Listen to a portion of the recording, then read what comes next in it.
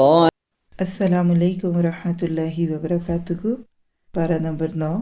نحمدہ و نصلی علی رسولہ الکریم، اما بعد فاعوذ باللہ من الشیطان الرجیم۔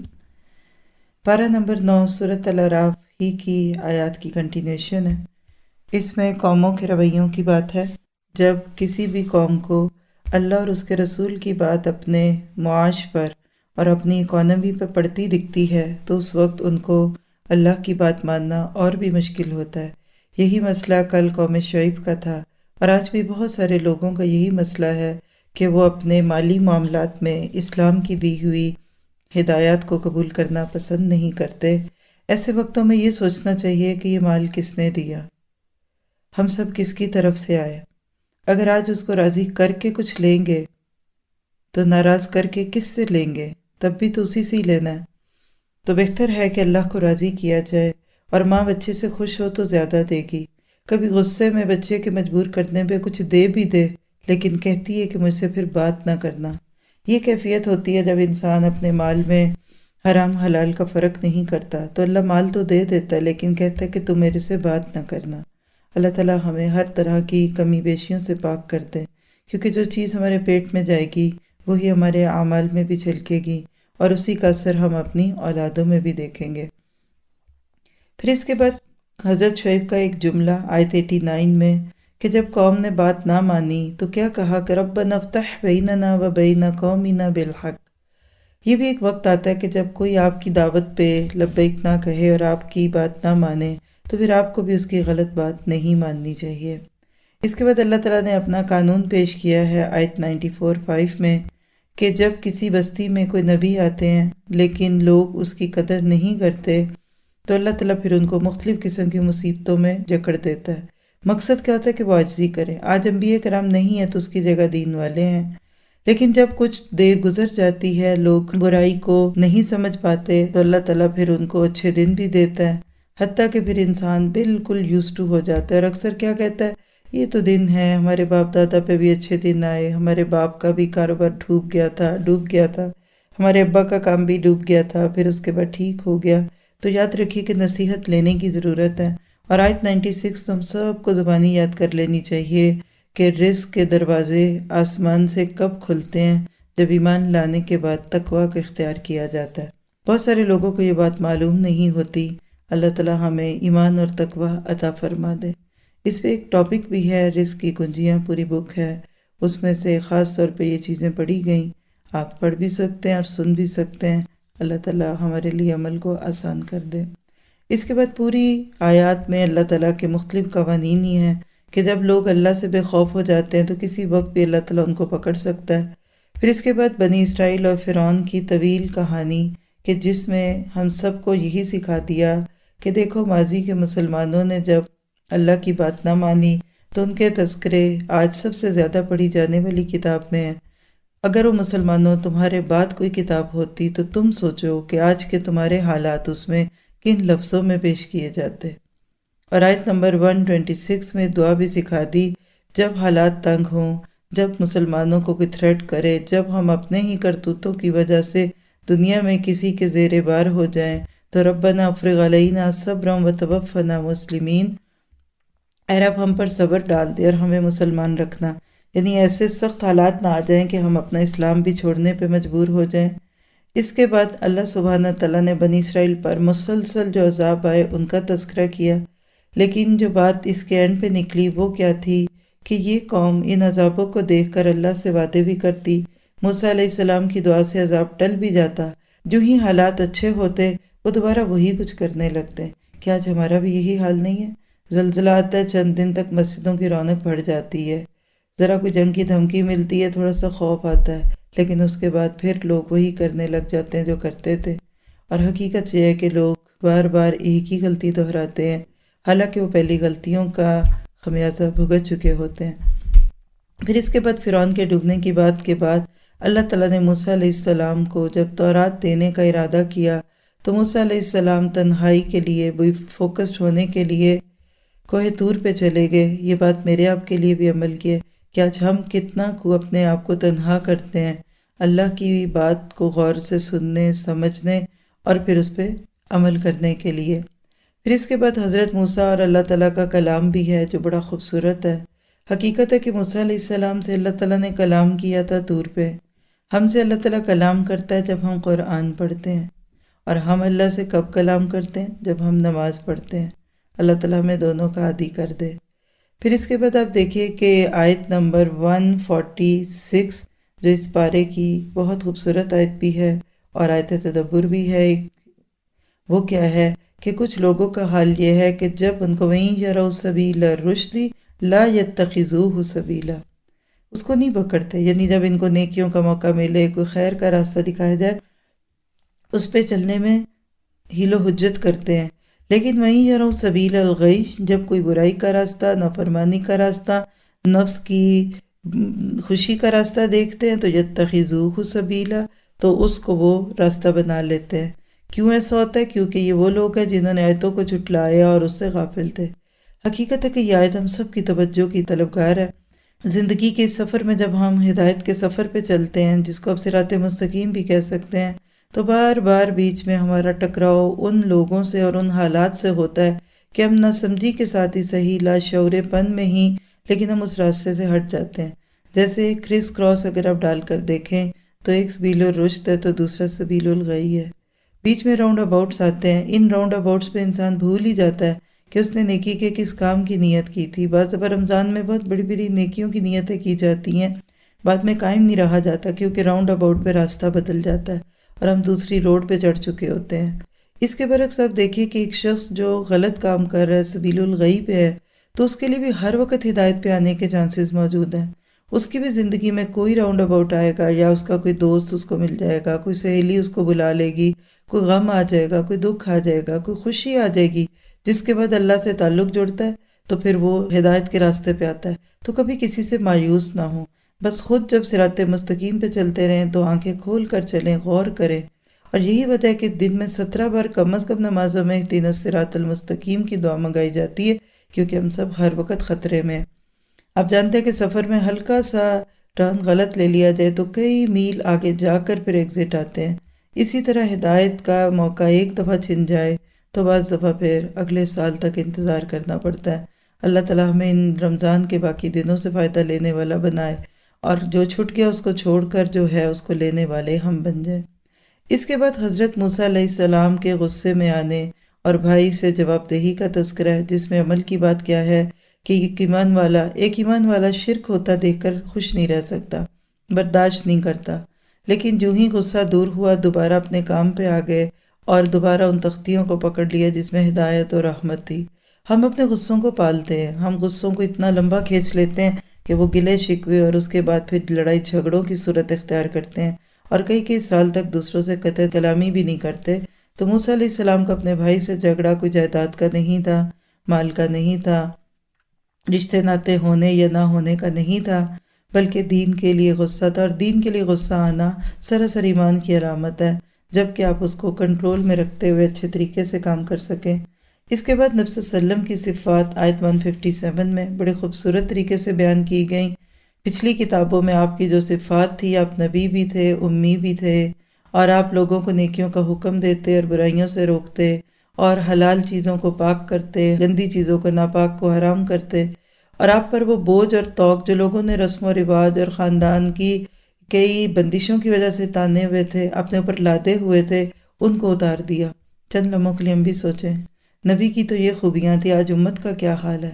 کیا واقعی ہم بھی امر بالمعروف اور نہی عن المنکر کرتے ہیں، لوگوں کو اچھی باتوں کی دعوت اور برے باتوں سے روکتے ہیں؟ اور کیا واقعی ہم ناپاک اور پاک کا فرق رکھتے ہیں؟ اور کیا آج ہم نے اپنی زندگیاں رسم و رواج کے نام پر بوجھل تو نہیں کر لیں؟ ہماری تو رسمیں بھی اتنی بوجھل ہو گئیں، ہماری خوشیاں پھیکی ہو گئی، رسموں نے ہماری خوشیوں کو بدمزہ کر دیا، گلے شکووں میں جا کے چھٹتی ہیں۔ پھر اس کے بعد آپ دیکھیے کہ پوری انسانیت کو اللہ کے نبی پر ایمان لانے کی دعوت دی گئی۔ آیت نمبر 158 دلیل ہے اس بات کی کہ اللہ کے نبی صرف مسلمانوں کے نبی نہیں تھے، بلکہ پوری انسانیت کی طرف نبی بنا کر بھیجے گئے۔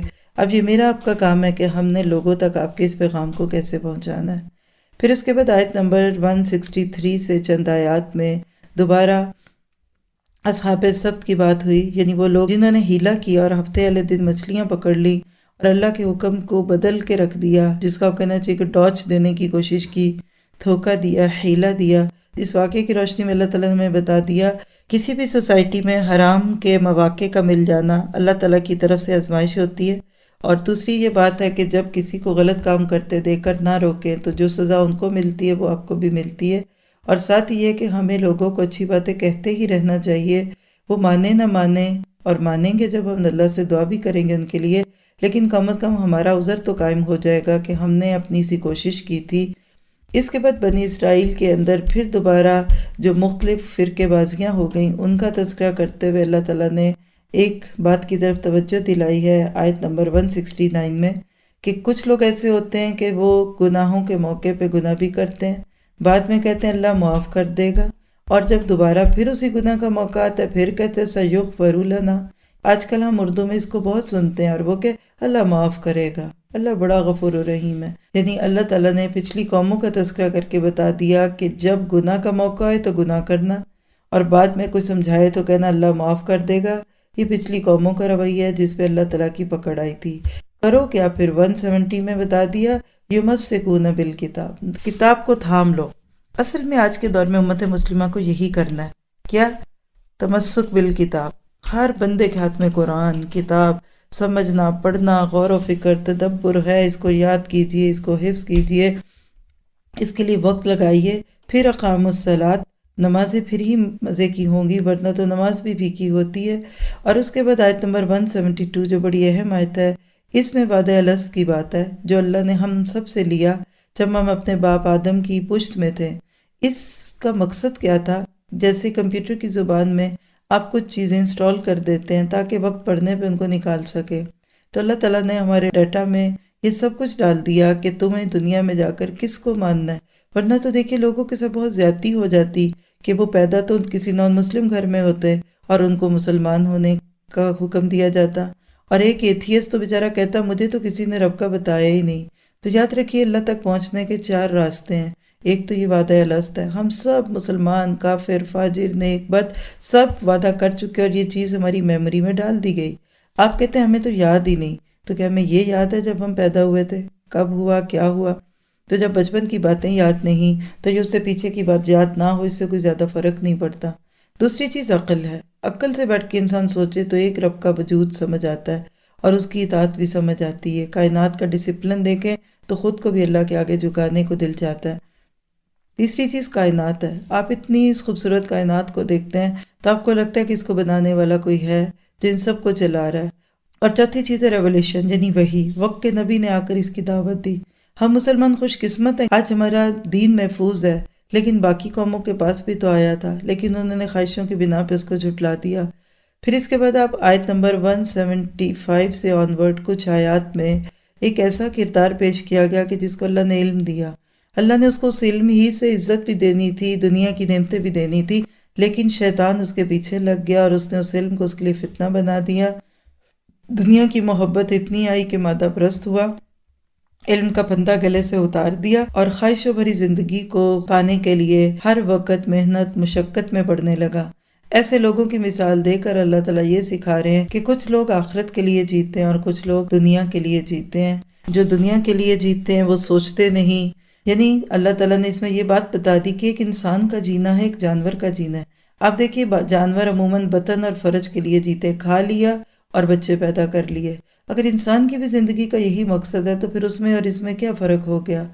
اس کے بعد اللہ تعالیٰ اپنے ناموں پہ غور و فکر کرواتے ہوئے اس بات کی حقیقت بتاتے ہیں کہ قیامت کا علم اللہ کے سوا اور کسی کو نہیں، حتیٰ کہ آپ نے اپنے نبی کو بھی یہ علم نہیں دیا، ضرورت نہیں تھی۔ اس کے بعد آیت نمبر 189 میں عورت اور مرد کے تعلق کا خوبصورت تذکرہ ہے کہ کیسے اولاد پیدا ہونے والی ہوتی ہے تو بڑی اچھی اچھی نیتیں کرتے ہیں، لیکن جب بچہ پیدا ہو جاتا ہے تو بعض دفعہ ان کو بعض بزرگوں اور پیروں کے نام پہ لگا دیتے ہیں، ان کے مشرکانہ نام رکھ لیتے ہیں، یا بچوں کی تربیت اچھی نہیں کرتے اور اللہ کی دی ہوئی اولادوں کو شیطانی کاموں میں لگا دیتے ہیں، چاہے وہ جانتے کریں یا نہ کریں۔ لیکن حقیقت ہے کہ جب تک ہم اپنی اولادوں کو اللہ سے نہیں جوڑیں گے وہ شیطان کے چنگل سے آزاد نہیں ہوں گے۔ پھر اس کے بعد شرک کی کچھ قباحتوں کو بیان کرتے ہوئے ایک اصول دے دیا کہ لوگوں کے ساتھ عفو درگزر کا معاملہ کیجیے اور جاہلوں کے منہ نہ لگیے، یہی خوش رہنے کا راز ہے۔ اور اس کے بعد قرآن سننے کا ادب، آیت نمبر 204، کہ جب قرآن پڑھا جائے، سنا جائے تو فَاسْتَمِعُوا لَهُ، غور سے سنو، وَانصِتُوا، اور خاموش بھی رہو، کیونکہ ایک وقت میں دو آوازیں سنیں گے تو دونوں کا اثر نہیں ہوگا۔ اور قرآن اللہ کا کلام ہے جس کو میں اور آپ بہترین طریقے سے تبھی سن سکتے ہیں جب ہم پوری توجہ اس طرف کریں۔ پھر آیت 206 میں پہلا سجدہ ہے جو فرض تو نہیں ہے لیکن کر لیا جائے تو بہت اجر بھی ہے اور نہ کرنے پہ گناہ نہیں ہے۔ پھر اس کے بعد سورۃ انفال شروع ہوتی ہے جو نبی صلی اللہ علیہ وسلم کی سیرت ہمارے سامنے کھول کے رکھ دیتی ہے۔ غزوہ بدر کی صورت میں پیدا ہونے والے سوال کا جواب دینے سے پہلے امت مسلمہ کو اپنے تعلقات کو بہتر کرنے، اطیع اللہ اور اطیع الرسول کی دعوت دینے کا حکم ہوا، اور ساتھ ایمان والوں کی خوبی بتا دی کہ جب اللہ کا قرآن سنتے ہیں تو ان کے دل ڈر جاتے ہیں، ان کی آنکھیں بہتی ہیں اور وہ اپنے رب پہ توکل کرتے ہیں۔ ذرا سوچیے جب میں قرآن پڑھتی یا سنتی ہوں میری کیا ایک حالت ہوتی ہے؟ کیا میں بالکل نہ سمجھ لوگوں کی طرح سنتی ہوں یا مجھے سمجھ آ رہا ہوتا ہے؟ اور اس کے بعد آپ دیکھیے کہ غزوہ بدر کی کچھ جھلکیاں جس کا تھیم کیا تھا کہ اللہ حق کو حق کرتا ہے۔ مسلمانوں کا ارادہ تھا کہ آسانی کا معاملہ ہو جائے، لیکن اللہ نے مشکل میں ڈال کر سکھا دیا کہ اللہ لوگوں سے نہیں ڈرتا، اور حق کو ثابت کرنے کے لیے ایسے معاملات آتے ہی ہیں۔ پھر اس کے بعد غزوہ بدر میں جو مسلمانوں کی مدد کی گئی تھی مختلف طریقے سے، اس کا تذکرہ کر کے مجھے آپ کو بتا دیا آج بھی اگر مسلمان اللہ کے حکموں کے مطابق جئیں گے تو اللہ تعالیٰ ان کو بہترین طریقے سے مدد بھی دیں گے اور دنیا میں ان کا غلبہ بھی ہوگا۔ آیت نمبر 20 سے اب پھر کہا کہ اللہ اور اس کے رسول کی بات کو خوشی سے مانو، منہ نہ پھیرو اور سنو۔ کیا بتایا گیا؟ اطیعوا اللہ و اطیعوا الرسول، خوشی سے مانو۔ روتے دھوتے کام کرنے والے خوش نہیں کرتے کام کرنے کے باوجود۔ پھر اس کے بعد آیت نمبر 24 جو واقعی صاحب پارے کی ایک اور آیت تدبر ہے، جس میں اللہ اور اس کے رسول کی دعوت پہ لبیک کہنے کی بات ہے۔ زندگی کے ہر معاملے میں، وہ دعوت تبلیغ ہو، وہ جہاد ہو، وہ زندگی گزارنے کے طریقے ہوں، وہ عورت مرد کی بحث ہو، ہر معاملے میں اللہ اور اس کے رسول کی دعوت کو لبیک کہیے تو آپ کی زندگی خوبصورتیوں سے گزرے گی۔ اور اس کے بعد اللہ تعالیٰ نے بتا دیا آیت نمبر 29 میں کہ جو اللہ سے ڈرے گا اللہ اس کے اندر ایک خاص خوبی پیدا کرے گا کہ اس کو حق اور باطل کا فرق پتہ چلے گا، اس کی برائیوں کو معاف کرے گا اور اس کے گناہوں کو چھپا لے گا۔ اللہ تعالیٰ سے یہ دعا کرتے ہیں کہ وہ ہمارے ساتھ بھی ایسا ہی معاملہ کرے۔ اس میں ایک اور بات بھی بتا دی گئی کہ جو لوگ اللہ تعالیٰ کی محبت میں آ جاتے ہیں پھر اللہ تعالیٰ ان کو راستے بھی دکھا دیتا ہے، اور جب تک لوگ استغفار کرتے رہتے ہیں تو اللہ تعالیٰ کی پکڑ سے بچے رہتے ہیں۔ اور پھر پارے کے بالکل آخر میں بات کر دی گئی کہ دین کو غالب کرو وَيَكُونَ الدِّينُ كُلُّهُ لِلَّهِ، میرا آپ کا یہی کام ہے۔ ہم اپنی ہر کوشش سے اللہ کے دین کو سربلند کرنا چاہیں، کوشش کریں کہ لوگ اس کے ساتھ جڑے رہیں، اور اللہ تعالیٰ مجھے آپ کو اس کی توفیق عطا فرمائے۔ پارہ بہت خوبصورت تھا، ہم نے اس میں بہت سی باتیں سیکھی۔ چند باتیں اپنے لیے چیک لسٹ کے طور پہ بنا لیتے ہیں کہ امر بالمعروف اور نہی عن المنکر کرنا ہے، علم حاصل کرنا ہے، ہر حال میں اللہ کی بات کو ماننے کی پوری کوشش کرنی ہے۔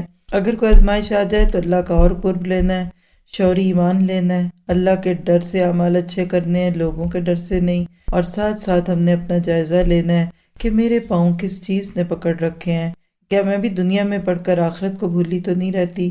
اللہ تعالیٰ میں عمل کی توفیق دے۔ پارہ نمبر 9 کی آیات تدبر، سورۃ الاعراف آیت نمبر 146 ہے۔ تھوڑا سا اس کو دیکھیے گا کہ اللہ تعالیٰ کہتا ہے سَأَصْرِفُ عَنْ آیَاتِیَ الَّذِینَ یَتَکَبَّرُونَ فِی الْأَرْضِ بِغَیرِ الْحَقِّ، ان قریب میں ان لوگوں کو اپنی آیتوں سے ہٹا دوں گا جو زمین میں ناحق تدبر کرتے تھے۔ کیا ہے ان کا تکبر؟ وَإِن یَرَوْا کُلَّ آیَةٍ لَا یُؤْمِنُوا بِہَا، اگر وہ دیکھیں کوئی آیت کوئی نشانی تو ایمان نہیں لاتے۔ وَإِن یَرَوْا سَبِیلَ الرُّشْدِ لَا یَتَّخِذُوهُ سَبِیلًا، جب وہ بھلائی کا، رشد کا، خیر کا راستہ دیکھتے ہیں تو اس کو بالکل اختیار نہیں کرتے۔ وَإِن یَرَوْا سَبِیلَ الْغَیِّ یَتَّخِذُوهُ سَبِیلًا، جب وہ گمراہی کا راستہ دیکھتے ہیں تو اس پہ چل پڑتے ہیں۔ وجہ ذَلِکَ بِأَنَّهُمْ كَذَّبُوا بِآیَاتِنَا، اس کی وجہ یہ ہے کہ ہماری آیتوں کو جھٹلاتے ہیں۔ وَكَانُوا عَنْهَا غَافِلِينَ، اور وہ ان سے غافل تھے۔ دیکھا جائے تو یہ آیات واقعی ہماری توجہ چاہتی ہیں۔ اس دنیا میں ہدایت اور گمراہی ساتھ ساتھ چلتی ہیں، کرس کراس ہیں۔ ہدایت الگ سے اور گمراہی الگ سے نہیں ہے، پھر تو کبھی نیک اور بد لوگوں کا ٹکراؤ نہ ہو۔ ہم دیکھتے ہیں کہ ہمارا انٹریکشن کبھی اچھے لوگوں سے ہوتا ہے، کبھی برے سے۔ ایک انسان اچھے راستے پہ چلتے چلتے ایک دم کسی ایسے موڑ پہ کھڑا ہو جاتا ہے جہاں سے اس کا راستہ پھر بدل جاتا ہے۔ اس پہ ایک پریزنٹیشن بھی ہے، اس کی روشنی میں بات بہت سمجھ آتی ہے۔ بس اللہ ہمیں اپنا محاسبہ کرنے والا بنائے کہ میرا عمل کیا ہے، کیا واقعی میں ان آیتوں پہ غور و فکر کرتی ہوں، اور اللہ تعالیٰ آسان فرما دے۔ سبحانک اللہم و بحمدک، اشہد ان لا الہ الا انت، استغفرک و اتوب الیک۔ السلام علیکم ورحمۃ اللہ وبرکاتہ۔